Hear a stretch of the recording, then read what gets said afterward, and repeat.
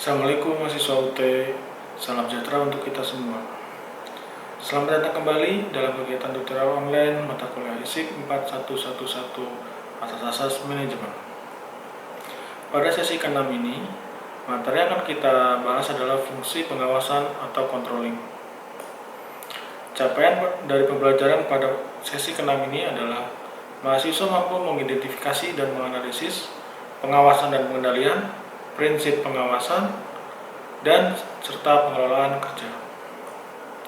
Setelah saudara mempelajari modul fungsi pengawasan atau controlling, jangan lupa pada sesi ke-6 ini saudara diharapkan lebih aktif lagi pada forum diskusi dan mengerjakan kuis 6 agar lebih memahami materi pada sesi ke-6 ini lebih dalam. Untuk sumber informasi, saudara dapat membaca atau mempelajarinya di buku ISIP 411 pada modul 7. Apabila ada pertanyaan, saudara dapat bertanya langsung melalui email saya atau melalui e-learning. Sekian dari saya. Wassalamualaikum warahmatullahi wabarakatuh. Selamat belajar dan jaga motivasi belajar. Terima kasih.